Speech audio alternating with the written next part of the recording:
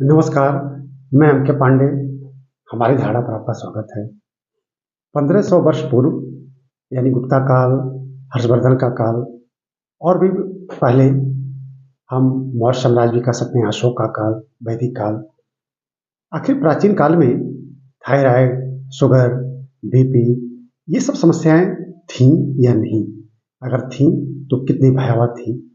क्या जानकारी उपलब्ध होती है?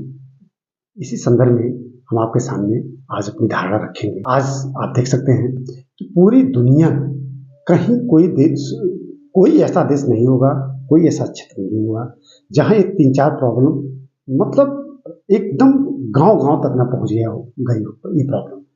देखिए, शुगर, बीपी, थायराइड ये 3 समस्या तो मुझे लगता है कि पूरा विश्व इससे आज ग्रसित है। तो मेरे मन में आया कि इसी पर एक वीडियो बनाया जाए।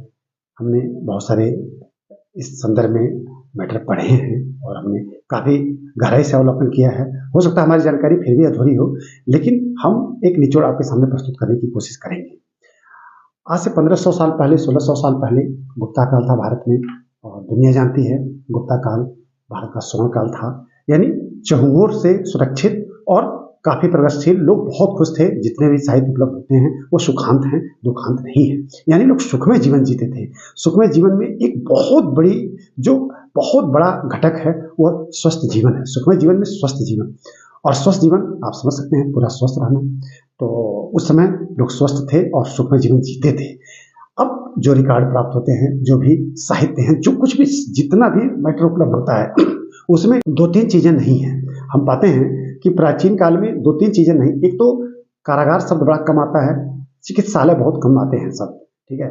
चिकित्सक तो थे, वैद्य तो थे, लेकिन चिकित्सालय जैसे आज गली गली में, जगह जगह आज प्रगति का एक बहुत बड़ा सूचक है कि कहाँ एम्स हैं, कहाँ मेडिकल कॉलेज हैं, कहाँ बड़े बड़े अस्पताल हैं, वो हमारी प्रगति के सूचक हैं। अब हैं कि नहीं हैं ये तो हम नहीं अपने मुंह से कह सकते हैं, लेकिन तुलना तो की ही जा सकती है। वो प्राचीन काल जो गुप्ता काल था, सुखमय काल था और लोग काफी आनंद जीवन जीते थे, आमोद प्रमोद के साथ जीवन जीते थे।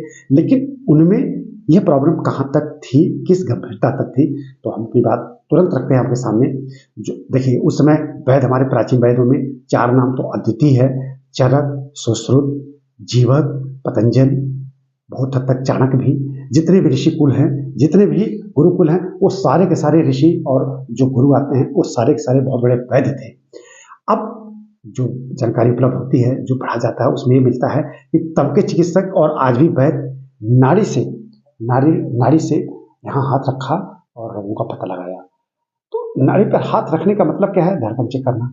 और वो इस नाड़ी से न जाने कितने तरह के रोगों का पता लगा लेते थे। और बड़े वैद्य आज भी नाड़ी पर हाथ रखते हैं और पता लगा लेते हैं। आज हमारे पास, हम जिसको आला बोलते हैं, स्टेथोस्कोप, ठीक है, उससे हम चेक करते हैं, लेकिन उस समय नाड़ी थी। इस नाड़ी से वो न जाने कितने कितने रोगों का पता लगा लेते थे। लेकिन नाड़ी चेक करने का सीधा मतलब होता है रक्तचाप चेक करना। लेकिन प्राचीन काल में रक्तचाप जैसा शब्द मिलता नहीं है, बीपी जैसा शब्द नहीं मिलता है। लेकिन रक्तचाप जैसी स्थिति रही होगी तभी नाड़ी से सारे रोगों का पता लगाया जाता था। यानी बीपी होने पर न जाने कितनी प्रॉब्लम हो जाती है। तो आज तो सब कुछ मशीनीकृत था, वैज्ञानिक युग है, तब नाड़ी पर हाथ रखा जाता था। यानी बीपी की समस्या रही होगी। अब बात आती है शुगर की। तो शुगर, जैसा कि हम देखते हैं गली गली में हर जगह ये प्रॉब्लम, शुगर शुगर, इनको शुगर, उनको शुगर, ये शुगर, वो शुगर, ये टाइप का, बी टाइप का, न जाने कितने टाइप का शुगर, ठीक है। उस समय चाहे आज भी पूजा पाठ में, कर्मकांडों में, जो भी धार्मिक कार्य होते हैं उसमें मिष्ठान रखा जाता है, गुड़ रखा जाता है। चीनी नहीं था उस समय, गुड़ था। मिष्ठान हमारे भोजन का अभिन्न भाग न जाने कब से, आदिकाल से रहा है। लेकिन पढ़ते समय मुझे आभास नहीं होता है कि शुगर जैसी प्रॉब्लम रही होगी उस समय। और मिष्ठान अहम भाग था, देवताओं का भी प्रिय भोजन था।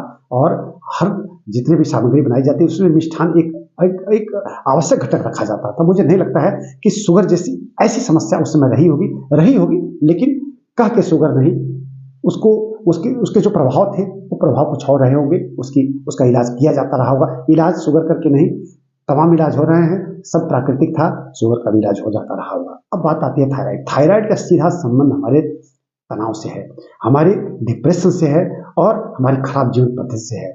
हम आराम तलब हो गए हैं, हम अकर्मण्य हो गए हैं, हम करते कुछ नहीं हैं, लेटे लेटे रहते हैं और दुनिया भर का सारा निष्कर्ष निकाल लेते हैं।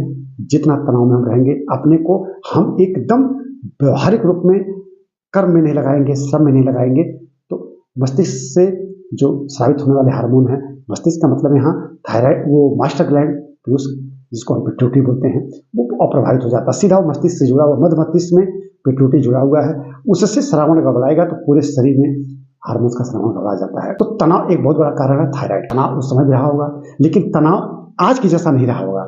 जो भी जानकारी उपलब्ध होती है, उस समय पे लोग सुखमय जीवन जीते थे इन जनरल, लेकिन तब के तनाव में और आज के तनाव में बहुत अंतर है। आज कुछ दूसरे तरह का तनाव है और हमारे पास जांच पद्धतियां बहुत ज़्यादा हैं और हम कुछ भी प्रॉब्लम होती है तुरंत जांच कराते हैं तो दुनिया भर की प्रॉब्लम निकल जाती है। उस समय ऐसी जांच पद्धति नहीं थी और नहीं इतने वैद्य थे। लोग वैद्य और चिकित्सा के भरोसे नहीं जीवन यापन करते थे, अपने श्रम और अपनी मेहनत और अपने विश्वास पर जीवन जीते थे। यानी उस समय स्वतः अपने ऊपर विश्वास बहुत बड़ा एक घटक था जीवन का। आज वो विश्वास कम है। हम सीधा आपसे ये बात रखते हैं, आज बीपी, शुगर, थायराइड की समस्या है। क्यों? क्योंकि हमको अपने ऊपर विश्वास नहीं है और जस्ट डर लगता है कि कहीं हमको ये ना हो गया हो, वो ना हो गया होगा। ठीक है, हम जांच पड़ताल में तुरंत लग जाते हैं। उस समय ये बात नहीं थी, जांच पद्धतियां नहीं थी, लोगों को अपने ऊपर विश्वास था। वैद्य थे लेकिन वैद्य बहुत कम थे और लोग वैद्य से ऐसे परामर्श भी हमको नहीं लगता है कि इन जनरल सामान्य लोग ले पाते रहे होंगे। लोग अपने अनुसार जीवन जीते थे, खुद सारे के सारे लोग वैद्य थे। तो मेरे कुल कहने का मतलब है कि आज जो बहुत बड़ी समस्या है, उस समय ऐसी कोई खास समस्या नहीं थी। रोग रहे होंगे लेकिन नाम करके ऐसे रोग नहीं थे और समस्याएं हमेशा रहती हैं। लेकिन आज की जो समस्या है ये इस तरह से तब नहीं रही होगी जो जानकारी मिलती है। हो सकता है हमारी जानकारी अधूरी हो और आप भी इस पर चिंतन कीजिएगा। हमने पढ़ा, अपनी बात रखी, अपनी धारा रखी, आपको जरूर अच्छी लगी होगी। हमारे इस वीडियो को लाइक और शेयर कीजिएगा और हमारे चैनल को जरूर सब्सक्राइब कर लीजिएगा। इस वीडियो को हम यहीं बंद करते हैं। धन्यवाद।